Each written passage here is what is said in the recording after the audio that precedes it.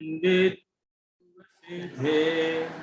योगमचल मणुमवं गतिं पथे वोचामि समय पाहुरो मृणमो सुख केवली भणिदम। समय सार परमागम में निर्जराधिकार में आचार्य कुंकुन समय दृष्टि के 8 अंगों का स्वरूप बता रहे हैं। आचार्य कुंकुन की मूल गाथाएं तो एकदम सरल ही है, और आचार्य अमृतचंद्र उनकी टीका लिख रहे हैं, जैसे आचार्य उनकी टीका लिख रहे हैं। और हमें एक फायदा हुआ कि आचार्य अमृतचंद्र का एक दूसरा भी ग्रंथ है जिसका नाम पुरुषार्थ सिद्धि उपाय है। उस पुरुषार्थ सिद्धि उपाय नाम के ग्रंथ में भी आचार्य अमृतचंद्र ने सम्यक दृष्टि के 8 अंगों का स्वरूप बताया है, और यहाँ टीका में भी बता रहे हैं। वही आचार्य हैं, आचार्य भी अलग नहीं, वही आचार्य हैं। तो इसलिए हमको 2 जगह से पढ़ने का लाभ प्राप्त होता है। तो देखो, हमने पिछली बार जो चर्चा की थी वो निसंकित की हो गई, निकांक्षित अंग की भी हो गई, दोनों अंगों की कहानी भी हो गई। तीसरे अंग की बात भी हमने कर ली, लगभग निर्विचिकित्सा अंग की बात कर ली थी। विचिकित्सा माने घृणा और निर्विचिकित्सा माने घृणा नहीं करना। जगत में हम घृणा किससे करते हैं? जो हमें बुरा लगता है, जो हमें घृणित लगता है, अपशिष्ट लगता है, उससे हम घृणा करते हैं। लेकिन वास्तव में इस जगत में ना तो कोई अच्छा है ना कोई बुरा है, ना कोई इष्ट है ना अनिष्ट है, ना अनुकूल है ना प्रतिकूल है। तो फिर क्यों है? फिर ऐसा होता क्यों है? कि होता है वो हमारे राग द्वेष से होता है। हमने ही पर पदार्थों में अच्छे बुरे की कल्पना की हुई है, इसलिए हम अपनी इच्छा से ही इष्ट और अनिष्ट की मान्यता करते हैं। वास्तव में पदार्थ नहीं है, और इस बात का सच्चा ज्ञान उस ज्ञानी को हो गया है। इसलिए जैसे जैसे उसका राग घटा जैसे जैसे उसका राग घटा वैसे वैसे उसका द्वेष भी घटा। देखो, ये राग और द्वेष एक ही सिक्के के 2 पहलू हैं। राग घटेगा तो द्वेष भी घटेगा, द्वेष घटेगा तो राग भी घटेगा। दोनों चीजें बराबर से घटती है। आप इतना तो समझ चुके, ये निर्जराधिकार जब से चला है तब से आप इतना तो समझ गए कि ज्ञानी जीव को पंचेंद्रिय विषय भोगों में डूबते हुए भी उन विषयों से राग नहीं होता। ये तो एक पहलू है, लेकिन उसी सिक्के का दूसरा छोर आप देखिए कि उसको द्वेष भी तो नहीं होता। ये भी समझने की बात है। जैसे राग नहीं होता वैसे द्वेष भी नहीं होता। जैसे अच्छी अच्छी भोग सामग्री मिले तो उसमें राग नहीं है, तो मान लो बुरे पदार्थ मिले है, प्रतिकूल पत्नी मिले, खोटा है, खोटा पड़ोसी मिले, खोटे लोग, खोटे देश समाज में है, ऐसे रहे, तो वहां पर भी उसको जो है किसी प्रकार की घृणा, विद्वेष, ईर्ष्या ये सब नहीं होती है, और होती है तो बहुत माइनर होती है, जो मायने नहीं रखती है ना। तो इस तरह की बात है, उसका नाम है निर्विचिकित्सा अंग। यद्यपि मैंने पूरी बात आपको बता दी थी पिछली बार, लेकिन उसकी एक कहानी बची हुई है। वो कहानी सबसे पहले सुना देता हूं, उसके बाद अगले अंग पर हम चर्चा करेंगे। तो इसकी कहानी बहुत छोटी है, एकदम सरल कहानी है। इसकी कहानी ऐसी है कि एक गुजरात की कहानी है, ये है कच्छ देश की। कच्छ देश में जो है एक राजा रहता था। कच्छ देश का एक राजा था जिसका नाम था उद्दायन। उद्दायन नाम का एक राजा रहता था, बहुत समय पहले की बात। वो राजा जो है सम्यक दृष्टि था, और सम्यक दृष्टि होने से उसके राग द्वेष मंद हो गए थे। ना तो वो कोई अच्छी चीजों से राग करता था, ना बुरी चीजों से घृणा करता था। और उसकी इस अच्छाई की चर्चा एक बार स्वधर्म स्वर्ग में जो है सभा चल रही थी देवों की। उस देवों की सभा में उसकी प्रशंसा हो रही थी। एक बार स्वधर्म स्वर्ग में सभा हुई देवों की, और उस देवों की सभा में ये चर्चा चल पड़ी कि अरे मध्य लोक में जो है कच्छ देश में एक राजा है उद्दायन नाम का, वो बहुत ही गजब का राजा है, किसी भी चीज से राग द्वेष नहीं है। कोई मुनिराज भी आते हैं, और मुनिराज के शरीर से महादुर्गंध भी आवे है। मुनिराज का शरीर इसलिए लिया है क्योंकि वो अस्नान व्रत के धनी है। स्नान व्रत लिया है, कभी स्नान नहीं करते हैं तो मल परिसर या कोई भी उनके शरीर से दुर्गंध भी आती है, या चलो शरीर को जाने दो, कोई शरीर में रोग हो, कोई घाव हो जाए शरीर में, उसमें से मांस, पीव, रुधिर ये सब निकलने लगे और उसमें से दुर्गंध आवे भयंकर, कोढ़ हो जाए, लोग दूर भागने लगे। ऐसी स्थिति में भी वो राजा उदयन जो है उन मुनिराजों की भरपूर सेवा करता है, बिल्कुल भी घृणा नहीं करता। ये बात देव कर रहे थे स्वर्गलोक में, ये बात चल रही थी। और ये बात चल रही थी तो वहां पर एक वासव नाम का एक देव था।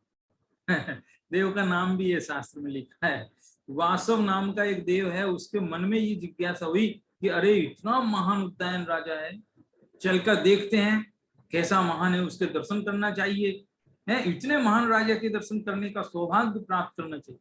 देखो एक बात याद रखो, हमें लगता है कि ये देवगति के जो देव हैं ये तो वास्तव में बड़े महान होते होंगे, लेकिन नहीं, देव भी मनुष्य को पूजते हैं।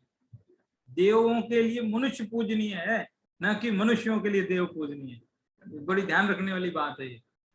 मनुष्य गति के जीव देव गति के जीवों को पूजे ये अच्छी बात नहीं, और देव गति के जो देव हैं वो मनुष्य गति के जीवों को पूजे ये ठीक है। क्यों?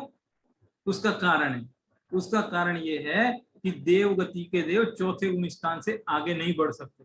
लास्ट लिमिट है उनका चौथा गुण स्थान मैक्सिमम, वो भी कंपलसरी नहीं है, हर देव को थोड़ी होता है, किसी किसी को होता है, लेकिन चौथे के आगे पांचवा गुण स्थान हो ही नहीं सकता है, अणुव्रत धारण होते ही नहीं है वहां पर।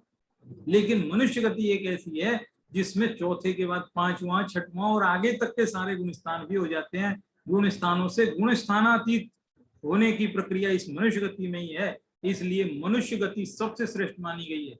देव भी तरसते हैं मनुष्यों के दर्शन के लिए, और जिस मनुष्य को सम्यक दर्शन हो, अरे कहना ही क्या, स्वर्ग के देव तो उसकी सेवा में, चाकरी में, नौकर वृत्ति करने लगते हैं, उसकी सेवा में अपने आप को एकदम सौभाग्यशाली समझने लगते हैं। तो वो वासव नाम का जो देव था उसके मन में ये हुआ कि चलो भाई, इतने सुंदर राजा, इतना महान राजा, सम्यक दृष्टि है, उसके दर्शन करूंगा। और वो उदयन राजा वहां से स्वर्ग से चला है, स्वर्ग से चला उसके दर्शन करने के लिए। रास्ते में उसको लगा दर्शन तो करेंगे ही, पहले उनकी परीक्षा भी करके देख लेते हैं। जितनी उनकी प्रशंसा सुनी, क्या वास्तव में वो वैसे ही? तो आया, आकर के उसने क्या किया, एक मुनिराज का वेश बनाया, और मुनिराज के वेश में महाभयंकर रोग हो रहा है, कोढ़ फूट रहा है, शरीर से घाव हो रहे हैं, मवाद बह रही है जिनकी भयंकर दुर्गंध आ रही है। ऐसे मुनिराज का वेश बना करके और वो जो है नगर में आहारचर्या के लिए आया। देव था वो, मुनिराज नहीं था, लेकिन मुनि का वेश था। और वो मुनिराज को देखते ही राजा उदयन ने उनको पड़गाना मतलब आहार के लिए, गोचरी के लिए, आप तो गोचरी बोलते हैं, तो आहार के लिए उनको जो है जैसे आह्वान किया कि चलो चलो, है जल शुद्ध है, मन शुद्ध है, भोजन शुद्धि है, इस प्रकार से उनको पड़गाहा। और जैसे ही पड़गाहा, वहां आसपास भी बहुत लोग थे, लेकिन सब ने नाक बंद की एकदम से और भागने लगे इधर उधर। अरे ये क्या, ये क्या, कि अरे भयंकर बदबू आ रही है, बदबू आ रही है भयंकर। लेकिन सब लोग चले गए, राजा उदयन कहीं नहीं गए। उन्होंने मुनिराज को हर्ष पूर्वक पड़गाहा, आहार दान दिया, आहार दान दिया। आहार करते करते मुनिराज को एकदम न जाने क्या हुआ, पेट में गड़बड़ी हुई और एकदम उल्टी, वोमिटिंग, और इतनी जबरदस्त वोमिटिंग एकदम तेजी से आई, और राजा उदयन और उनकी रानी दोनों के ऊपर जा करके गिर गई, वोमिटिंग गिर गई, और उस वोमिटिंग से भयंकर बदबू आ रही थी। लेकिन इतना सब होने के बाद भी राजा उदयन बिल्कुल भी विचलित नहीं हुए। राजा उदयन ने बिल्कुल भी मतलब दुख नहीं मनाया कि अरे, बल्कि उनको इस बात का दुख हुआ कि न जाने मेरे भोजन में क्या कमी थी जो मुनिराज को इतनी तकलीफ हुई। देखो, दूसरों के दोष देखने की बजाय उन्होंने अपने दोष की तरफ ध्यान आया, न जाने मेरे भोजन में क्या कमी है जो मुनिराज को इतना कष्ट हुआ, इतनी पीड़ा हुई, इनके पेट में दर्द हुआ। और उसने जो है मुनिराज के शरीर को वस्त्र से या जिस भी प्रकार से साफ करने की कोशिश की है, और उनसे क्षमा याचना की, हे मुनिराज, पता नहीं मेरे भोजन में क्या कमी थी। तभी अचानक क्या हुआ, अक्षय हुआ, मुनिराज गायब और मुनिराज की जगह देव आ गया, वासव देव। और वो चरणों में लोटपोट होके हाथ जोड़ के बोला, हे उदयन राजा, आप कितने महान हो, जितनी आपकी चर्चा चल रही थी आप उतने ही महान हो। आप वास्तव में सम्यक दृष्टि हैं, और सम्यक दृष्टि के इस निर्विचिकित्सा की वास्तव में शोभा है। आज से आप इस निर्विकल्प चिकित्सा अंग में आप प्रसिद्ध हो जाएंगे। और तब से ये कहानी प्रसिद्ध है, ये कहानी चल रही निर्विकल्प चिकित्सा अंग की कहानी है ये है। ये कहानी पिछली बार नहीं सुनाई थी मैंने, इसलिए आज सुनाई। ठीक है, तो इस प्रकार से ये निर्विकल्प चिकित्सा अंग हमको ये कहता है कि जगत में अच्छे पदार्थ भी हैं, बुरे पदार्थ भी हैं, ना तो अच्छों से राग करना है, ना बुरों से द्वेष करना है। राग नहीं करते हैं तो ऐसे द्वेष भी नहीं करते हैं, ये दोनों एक सिक्के के ही तो दो पहलू हैं। ये तो जगत का स्वभाव है, पुद्गल का स्वभाव है। पुद्गल में सुगंध भी होती है तो दुर्गंध भी होती है। अच्छे जैसे क्या बोलते हैं, स्पर्श रस गंध वर्ण, तो इनके 20 होते हैं, ये 4 के और सब टाइप करेंगे तो 20 होते हैं। स्पर्श 8 प्रकार का है, स्पर्श 8 प्रकार का है, रस 5 प्रकार का है, गंध 2 प्रकार की है, और वर्ण भी 5 प्रकार का, टोटल हो गए 20। ये पूरे 20 के 20, पूरे 20 के 20 बोल रहा हूं मैं। आप सोचना बारीकी, एक कागज पेन पे लिख के बाद में सोचना, और आप क्या सोचोगे वो मैं अभी हिंट देता हूं। ये पूरे 20 के 20 शुभ भी होते हैं और अशुभ भी होते हैं। क्या सोचोगे वो देखो, मैं बता देता हूं अभी। इन 20 में से एक है सुगंध और एक है दुर्गंध, ठीक है। तो सुगंध भी शुभ होती है और अशुभ भी होती है, और दुर्गंध भी शुभ होती है और अशुभ भी होती है। ऐसा नहीं कि दुर्गंध ही अशुभ होती है और सुगंध शुभ होती है, ऐसा नहीं, ये तरीका नहीं। सुगंध भी शुभ अशुभ 2 प्रकार की होती है और दुर्गंध भी शुभ अशुभ 2 प्रकार की। गजब बात है। यानी कि आपको जैसे कई बार क्या होता है, इसको प्रैक्टिकली आप ऐसे समझो। उदाहरण से बता देता हूँ। मार्केट में बहुत अच्छे अच्छे परफ्यूम आते हैं, है, वो परफ्यूम आपको मान लो कुछ पसंद है, बहुत अच्छा, वो परफ्यूम आपको पसंद है, लेकिन किसी दूसरे को बिल्कुल भी पसंद नहीं हो सकता है, ऐसी भी स्थिति हो सकती है। तो वही सुगंध एक आदमी को पसंद आ जाए, दूसरे को नहीं भी आ जाए, ऐसी भी स्थिति। इसलिए सुगंध भी शुभ अशुभ 2 प्रकार की है, और दुर्गंध ऐसी गंध जो आपको पसंद नहीं है लेकिन दूसरे को पसंद भी हो सकती है। जैसे मान लीजिए ये जो है मछली की गंध है, हमें तो बिल्कुल पसंद नहीं, लेकिन किसी किसी को बड़ी पसंद होती है ना। तो इस तरह से सुगंध और दुर्गंध भी 2 प्रकार की। मुझे कहानियां बहुत याद आ रही है बीच बीच में, लेकिन मैं खुद बचना चाहता हूँ कहानी, क्योंकि अभी एक और भी आएगी अमूढ़ दृष्टि की। लेकिन चलो, ये सुगंध दुर्गंध की बात आई है इसलिए मैं बता देता हूँ एक कहानी और छोटी सी। एक बार 2 सहेलियां थी, दोनों सहेलियां जो है साथ साथ खेलती थी, साथ साथ स्कूल जाती थी, धीरे धीरे बड़ी हो गई, दोनों की शादियां हो गई, दोनों अपने अपने ससुराल चली गई। एक की शादी हुई थी मछुआरे से, है, वो मछुआरे की पत्नी बनी, मछली पकड़ती थी, मछली बेचती थी, है, वो मछुआरी बन गई। और दूसरी की शादी हुई थी एक क्या बोलते हैं, उद्यान का मालिक है, बगीचे वाला बागवान, उससे हुई थी। तो वो वहां पर फूलों के पौधों में फूल चुनती थी और फूलों को हार बनाकर बेचती थी, फूलों के गुलदस्ते बना के बेचती थी, है, बुके बनाती थी। तो इस तरह से उसका काम था फूलों का। वो मालिन थी, माली के यहाँ शादी हुई, वो मालिन थी और दूसरी मछुआरिन थी, है। वो मालिन और मछुआरिन की मतलब अलग अलग शादी हो गई, अब दोनों बिछुड़ गई, बहुत समय हो गया। बहुत समय के बाद में जब उनकी मुलाकात हुई तो उन्होंने कहा, अरे सखी तू कितने दिन में मिली। दोनों ने बहुत गले मिल करके है पुराने दिन याद किए। फिर जो है मालिन ने कहा चल तू मेरे घर, मालिन ने कहा चल तू मेरे घर, है, और उसको अपने घर लेकर के आई और उसकी खूब आओ भगत की, अच्छा अच्छा खाना खिलाया, सब बढ़िया बढ़िया सब कुछ किया। और उसके लिए सोने के लिए एक जो सेज है बिस्तर, वो जो है फूलों की पत्तियों से, गुलाब की महक में, एकदम क्या कहते हैं, गुलाब की पत्तियों से एकदम महकता हुआ एकदम गजब का बिस्तर तैयार किया कि अब तू यहाँ आराम कर। और वो जो मालिक मतलब मछुआरिन उस पर लेटी है, और सारी रात खरबट बदलती रही, नींद नहीं आई उसको। बहुत देर हो गई रात को, नींद नहीं आई है। किसी कारणवश जो है इधर जो है मालिन की नींद खुली तो उसने देखा, अरे मेरी सखी तो अभी तक सोई नहीं, करवट बदल रही है, जगी हुई है। उससे पूछा क्या हुआ, तुझे नींद क्यों नहीं आ रही है, अच्छा नहीं लग रहा है यहाँ। तो उनका देख भाई, ये तेरे फूलों की गंध है ना, मुझे पता नहीं इससे नींद नहीं आती है। नींद नहीं आती, तू एक काम कर, वो मछली की टोकरी कहाँ है मेरी, वो मछली की टोकरी यहाँ मेरे सिराने पे रख दे। उस मछली की टोकरी की गंध से फिर उसको नींद आई। समझ में आया। ये कहानी मैंने इसलिए सुनाई है कि इससे ये पता लगता है कि सुगंध भी जरूरी नहीं सबके लिए अच्छी हो, और दुर्गंध भी ये जरूरी नहीं कि सबके लिए बुरी हो। यानी ये सारे शुभ अशुभ दोनों भेद हैं। इसलिए नाम कर्म की ये प्रकृतियों में आते हैं ये भेद। तो नाम कर्म की जो प्रकृतियां 20 शुभ में चली जाती है और 20 अशुभ में भी चली जाती है, तो 20 दो बार काउंट होती है। ये मतलब बहुत टेक्निकल बात बोल रहा हूँ, फिर से बोलता हूँ, 20 प्रकृतियां दो बार काउंट होती है, शुभ में भी और अशुभ में भी। तो जब हम कर्मों की 148 कर्म प्रकृतियों को शुभ में और अशुभ में डिवाइड करेंगे तो टोटल हमारी 168 हो जाएगी, 20 एक्स्ट्रा होगी। ध्यान नहीं जाता किसी का आसानी से, हम पढ़ते वक्त एकदम पढ़ जाते हैं लेकिन ध्यान नहीं जाता है, बहुत गंभीर बात है ये।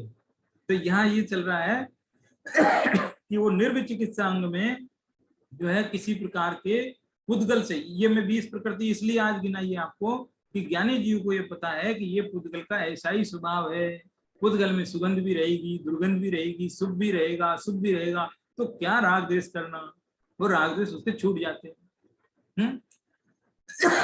देखो ये शरीर है, ये शरीर महामलिन है, अपशिष्ट पदार्थों से भरा हुआ है, ऊपर अमल मल भरियो भीतर है, ऐसा है ये शरीर। ऊपर अमल, ऊपर से हमने बढ़िया नहा धो के क्रीम पाउडर लगा के है बढ़िया सजा लिया है, लेकिन इसके अंदर क्या है, इसके अंदर महामल है।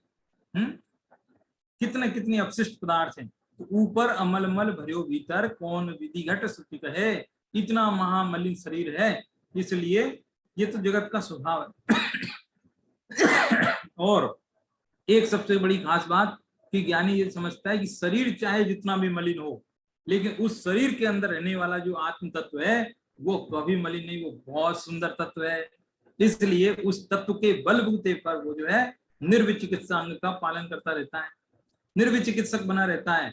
इसलिए विचिकित्सा से होने वाला जो बंध है वो उसको नहीं होता है और निर्जरा होती रहती है।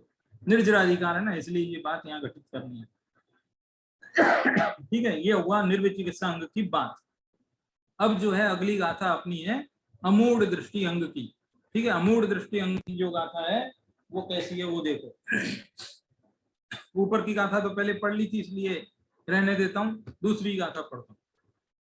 तो हवदीय सम्मूढ़ो चेदा सत्तिष्ठि चौभावेषु सो खलु अमूढ़ दिट्ठि दिट्ठि मुने दवो। जो चेदा माने चेतन आत्मा, जो आत्मा असम्मूढ़ो भवति, असम्मूढ़ होता है, मूढ़ माने अज्ञानी, और असम्मूढ़ यानी अज्ञानी नहीं होता, यानी ज्ञानी होता है, समझदार होता है, विवेकी होता है। सद्दृष्टि, सद्दृष्टि जिसकी दृष्टि यानी देखना, जिसका व्यू वो अच्छा है, सही है। सब भावेषु सभी पदार्थों में है, भाव माने पदार्थ भी होता है, तो सभी प्रकार के पदार्थों के प्रति एकदम सदृष्टि यानी एकदम संतुलित दृष्टि वाला है और विवेकवान है। सो खलु अमूढ़ दृष्टि, वह अमूढ़ दृष्टि वाला है, सम्मा दृष्टि यानी सम्यक दृष्टि है, ऐसा मुनि रघु यानी जानो, जो सभी पदार्थों के प्रति एकदम संतुलित है, न राग करता है न द्वेष करता है, और जो जैसा है, जिसका जो सही स्वरूप है उसे वैसा ही समझता है, वो अमूढ़ दृष्टि अंग वाला है। सर्व भावों के प्रति सदृष्टि है, सम्मूढ़ है, अमूढ़ दृष्टि समकिति वे आत्मा ही जानना। अब देखो इसमें क्या फर्क है, पिछली गाथा में और इस गाथा में क्या फर्क है वो समझ। पिछली गाथा में तो राग द्वेष नहीं करना, राग नहीं करना वो तो और भी पिछली गाथा में चला गया, इससे भी पिछली गाथा निकांक्षित अंग की गाथा में चला गया, और द्वेष नहीं करना वो निर्विचिकित्सा की गाथा में चला गया। लेकिन अब अमूढ़ दृष्टि की जो गाथा है वो ये कहती है मोह नहीं करना। समझ में आया फर्क? फर्क फिर से बता देता हूँ, गजब का फर्क है, ध्यान रखना। राग नहीं करना ये तो हुआ आपका निकांक्षित अंग, क्योंकि राग से ही तो कांक्षा होती है ना, और द्वेष नहीं करना वो निर्विचिकित्सा, क्योंकि द्वेष से वो घृणा होती है ना, तो द्वेष नहीं करना वो निर्विचिकित्सा।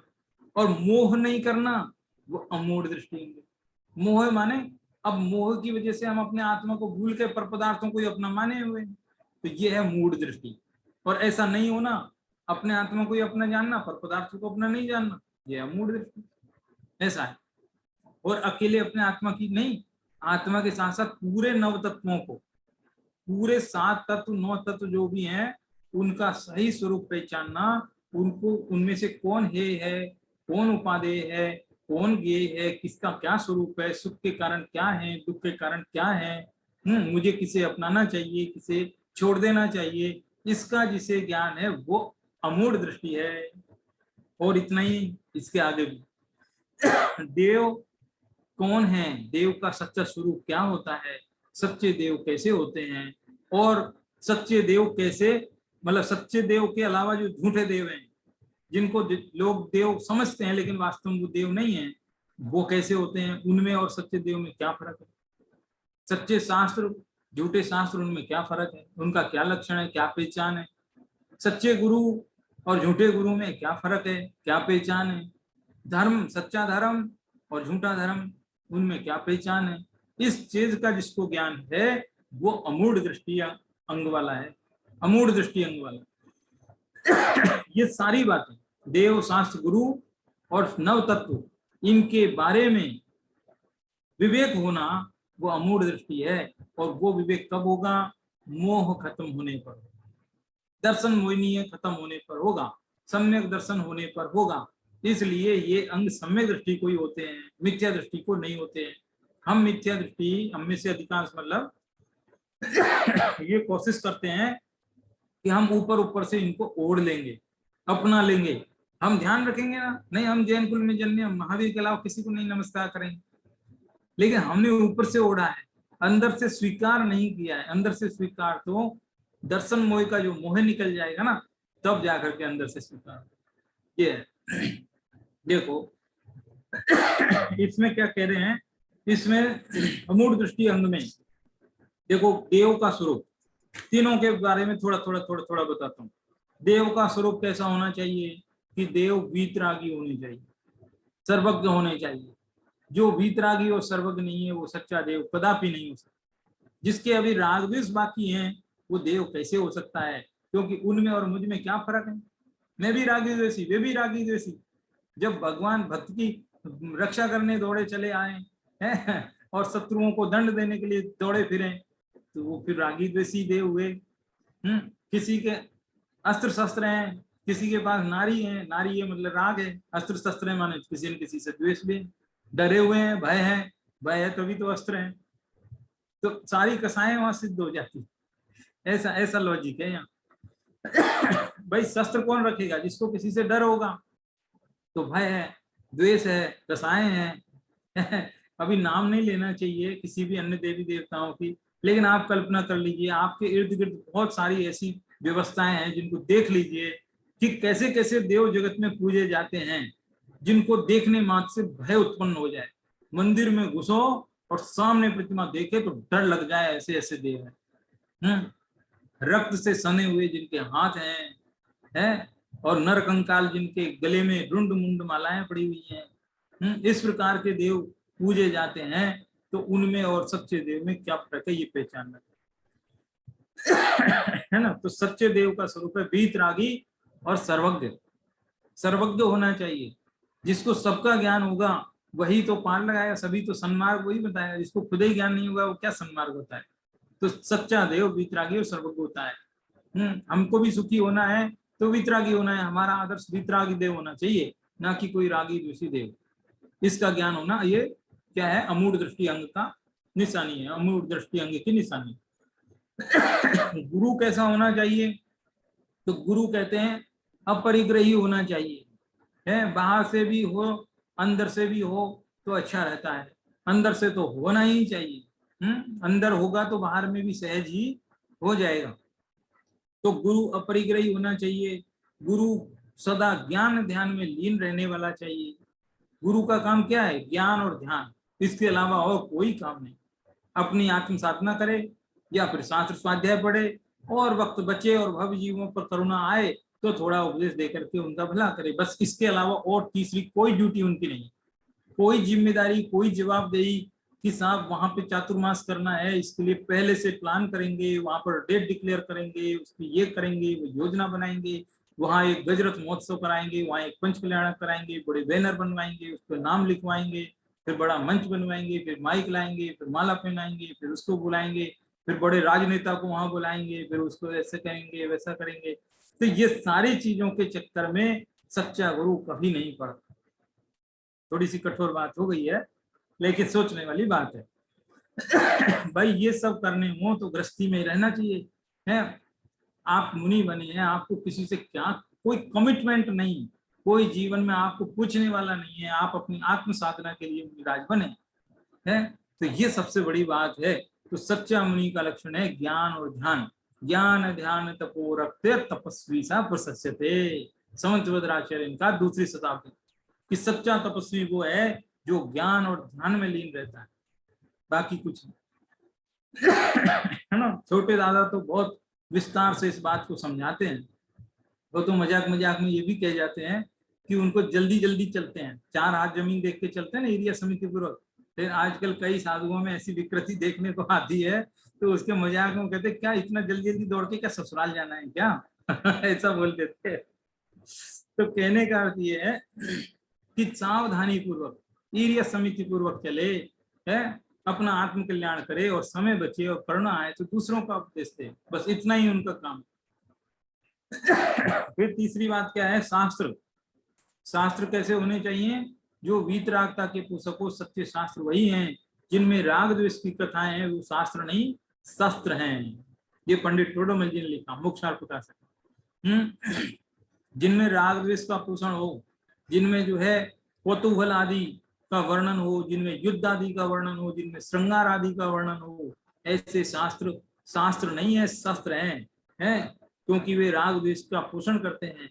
ऐसे ऐसे शास्त्र जिनमें पूर्वापर विरोध हैं, पहले कोई बात कही थी, बाद में कोई बात कही थी, ऐसे शास्त्रों में विरोध आने पर वे शास्त्र नहीं बल्कि शस्त्र हैं। नाम तो क्या लेना चाहिए, लेकिन हमने भी पढ़ा शास्त्रों में, वही बात बोलता हूँ। वैदिकी हिंसा हिंसा न भवति, एक स्थान पर ये कहा, दूसरे स्थान पर कहा कि हिंसा तो बिल्कुल नहीं करनी चाहिए। अब बताओ विरोध हो गया कि नहीं? आगे पीछे आगे पीछे विरोध हो गया। यज्ञ करेंगे तो क्या वायु का एक जीव नहीं मरेंगे? क्या गैस पर रोटियां सेकेंगे तो वायु का एक जीव मरेंगे? वायु का एक जीव तो मरेंगे, अग्नि का एक जीव, दोनों में ही मरेंगे।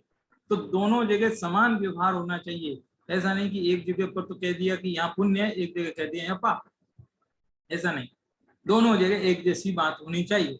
तो एक तो जिनमें पूर्वापर विरोध नहीं हो, एक जिनमें वीतरागता का पोषण हो, और तीसरी बात है जो अनेकांत वाली से चिन्हित हो, अनेकांत वाले चिन्ह से चिन्हित हो, यानी जिनमें अनेकांतवाद की बात हो। वस्तु स्वरूप अनेकांत स्वभावी है, एकांत स्वभावी नहीं है।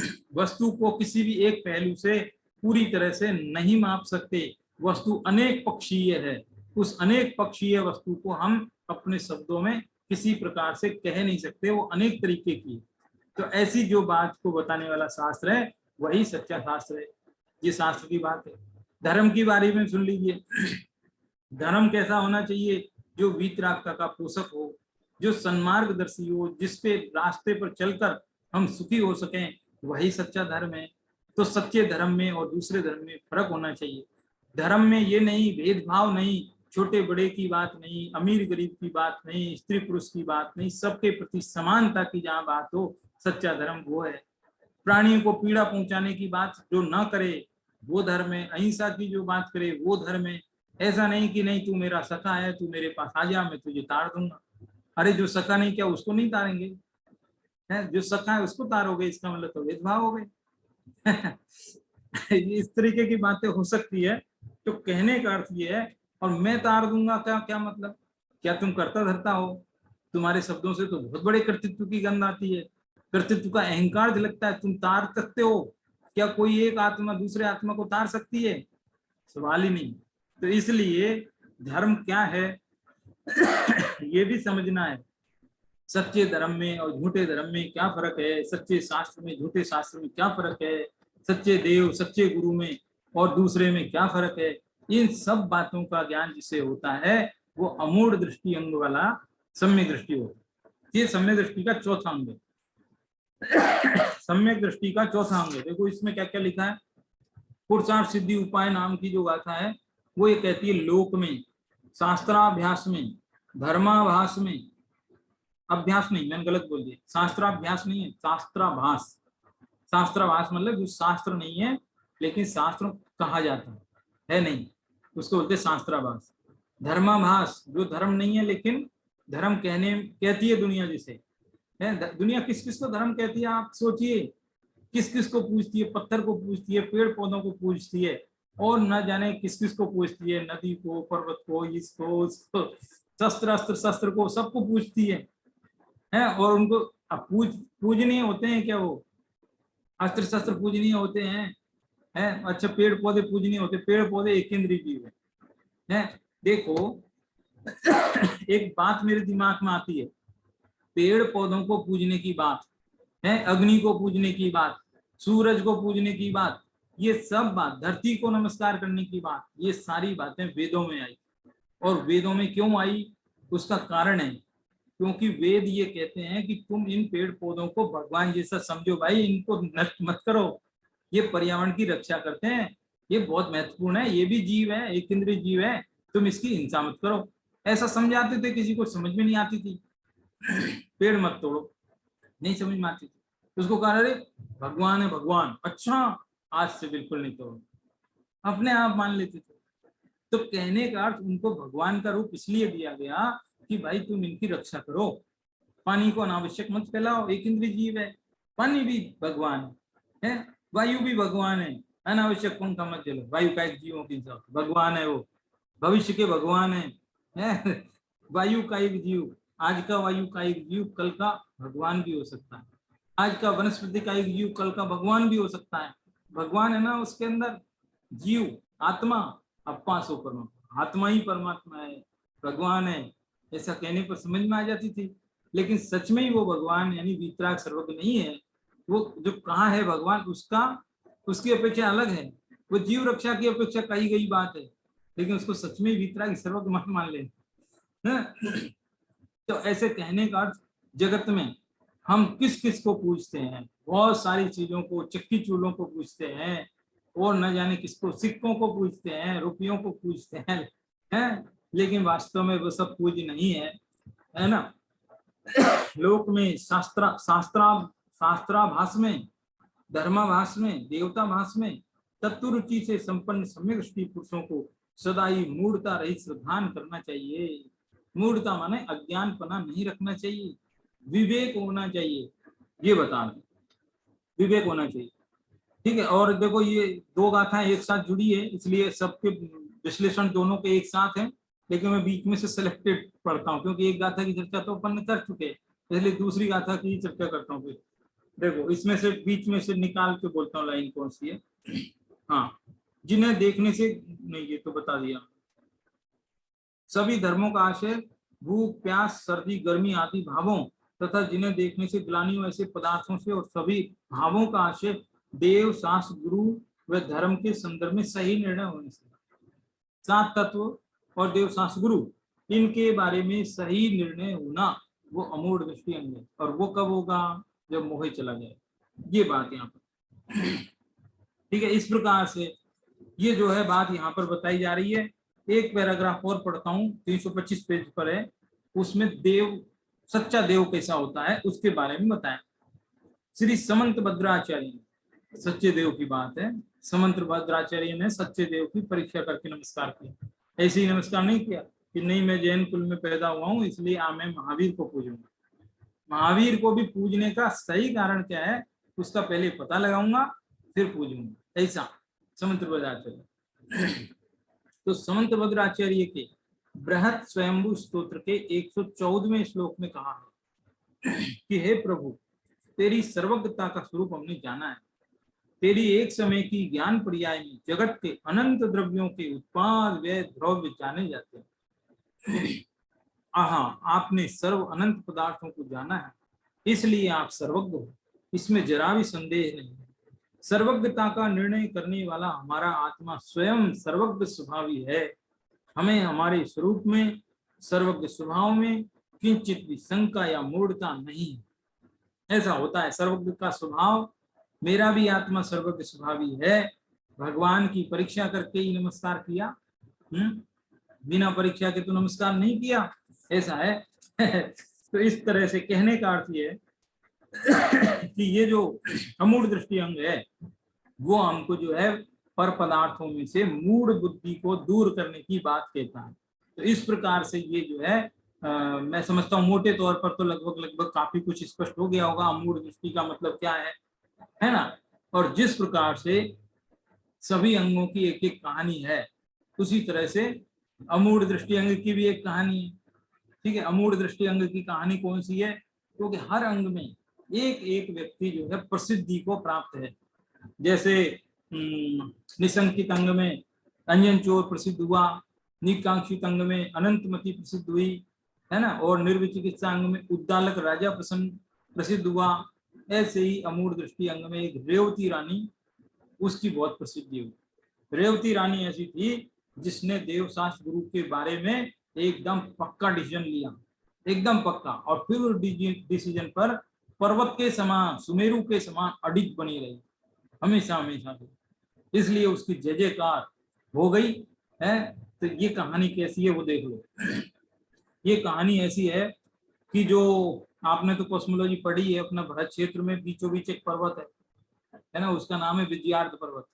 उस विजयार्थ पर्वत पर विद्याधर राजा रहते हैं, विद्याधरों की नगरियां हैं वहां पर।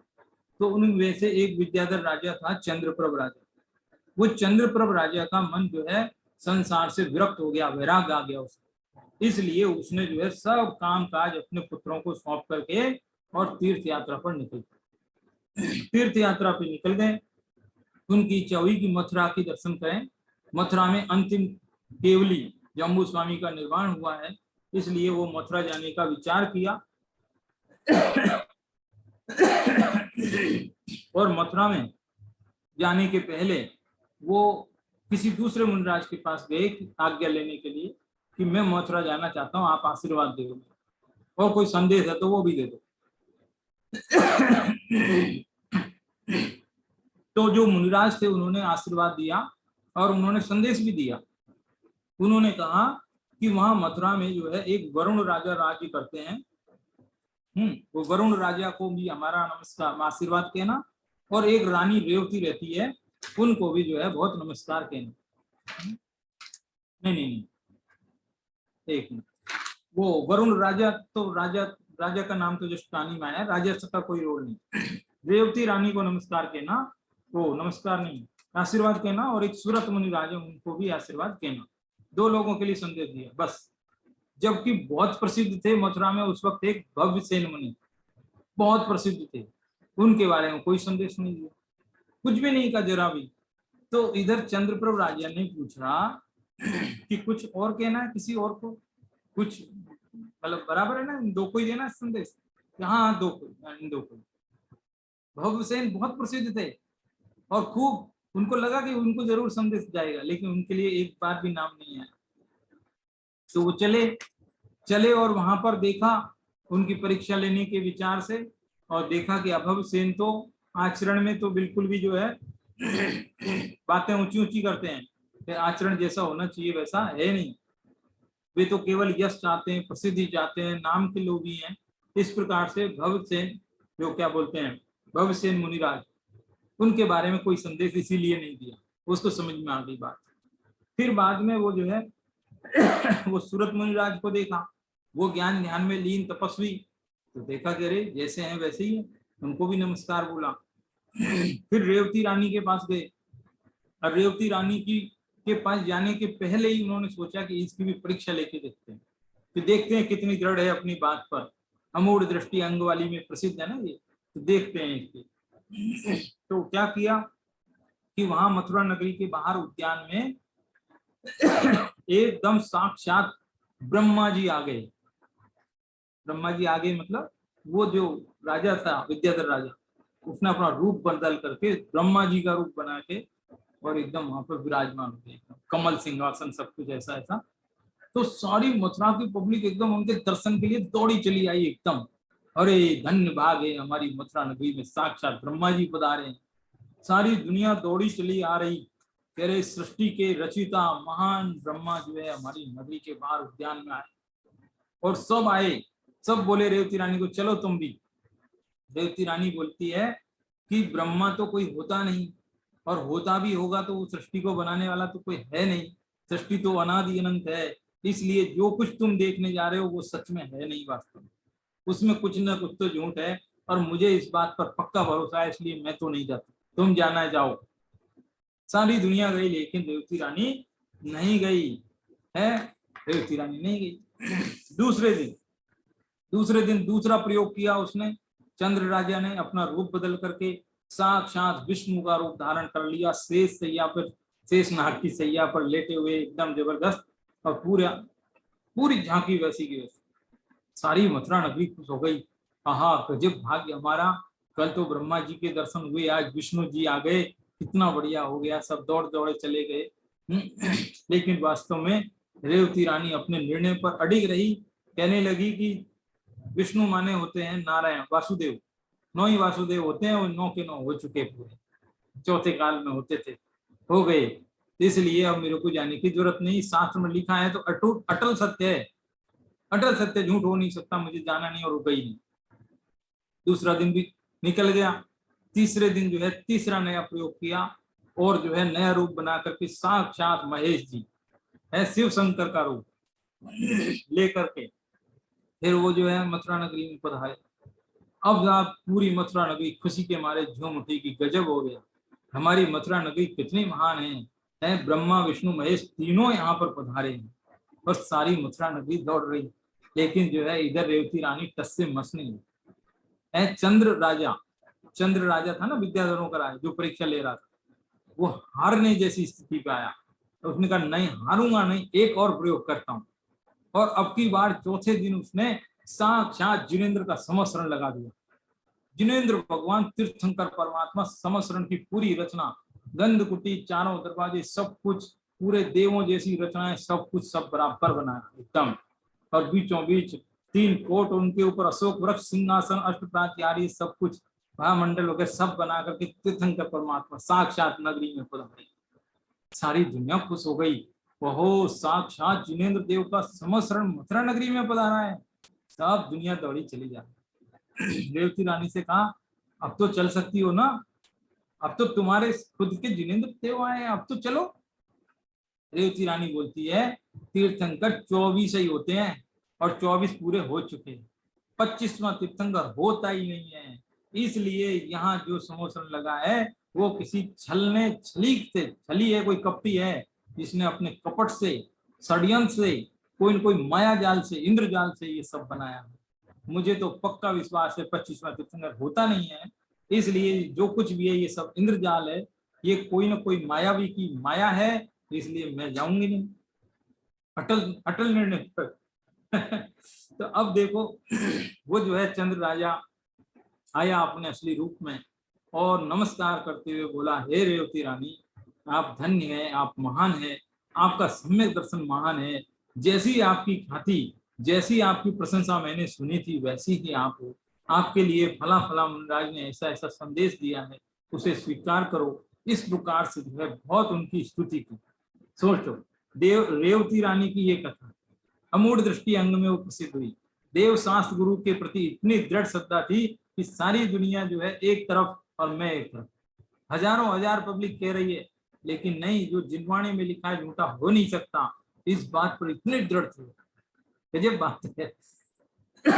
ऐसी बात, ऐसा का ऐसा एक बार और भी हुआ था, हालांकि प्रसिद्ध तो रेवती रानी हुई है, लेकिन दूसरी शताब्दी में समंत भद्र आचार्य के सामने भी एक समस्या ऐसी आई थी एक बार, जब उनको वस्मक व्याधि रोग हो गया था। तो शिवालय में जब पकड़े गए अन्न खाते हुए, तो वहां पर राजा ने कहा देखो अब तुम शिव भक्त बन गए हो, शिव जी के यहाँ चढ़ाया गया प्रसाद आपने खाया है, तुम शिव जी को नमस्कार करो, इस धर्म को स्वीकार कर लो, तुम्हें छोड़ दिया जाएगा। उन्होंने कहा देखो सच्चे देव शास्त्र गुरु के अलावा मैं किसी को नमस्कार करता नहीं हूँ, और ज्यादा ही उनको प्रेशराइज किया गया, तो उन्होंने जो है सभी तीर्थंकरों को याद करते हुए नमस्कार किया, उनकी स्तुति करते हुए नमस्कार किया है। वो स्तुति आज भी है स्वयंभू स्तोत्र के नाम से, उसमें 24 तीर्थंकरों की स्तुति है। तो पहले तीर्थंकर की पहला छंद हो गया, दूसरे तीर्थंकर का दूसरा हो गया, तीसरा हो गया, ऐसे स्तुति बोले चले जा रहे थे। जब 8वें तीर्थंकर के चंदा प्रभु का जब छंद बोल रहे थे, उस वक्त अचानक वो जो शिव पिंडी सामने थी वो फट गई, वो फट गई, 2 टुकड़े में विभक्त हो गई, और उसके अंदर से जो है चंद्रप्रभु भगवान की मूर्ति प्रकट हो गई। ऐसा अक्षय हुआ था। उस मंदिर को आज भी जो है फतेहाल महादेव का मंदिर बोलते हैं।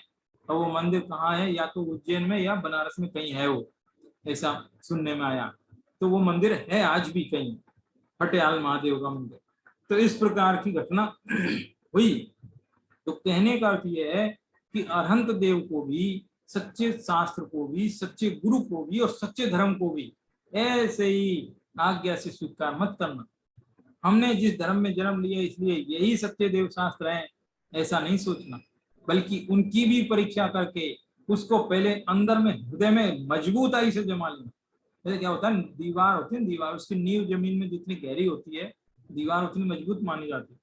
तो ऐसे ही पहले किसी को स्वीकार करने के पहले उनकी गंभीर परीक्षा करो, जबरदस्त 10 क्वेश्चन करो पहले, खूब जोर से, और अच्छी तरह से सोच समझ के उसको स्वीकार करो। उसके बाद फिर कोई दिक्कत नहीं, उसके बाद आप फिर डिगेंगे नहीं।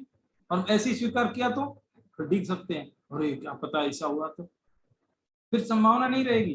क्योंकि पहले आप खूब परीक्षा कर लेंगे जोरदार, बाद में परीक्षा की जरूरत ही नहीं, फिर तो आप सारी दुनिया कुछ भी कहे, आप अपने निर्णय पर अटल रहेंगे। तो इसलिए ये जो है अमूढ़ दृष्टि अंग क्या कहता है कि जो है सच्चे देव शास्त्र गुरु का जैसा स्वरूप, जैसी जिनवाणी कह रही है, उस बात पर अटल श्रद्धा। सुमेरु पर्वत हिले तो हिले, हालांकि हिलेगा नहीं कभी, लेकिन कहते हैं वो हिले तो हिले, लेकिन मेरी श्रद्धा नहीं हिलनी चाहिए।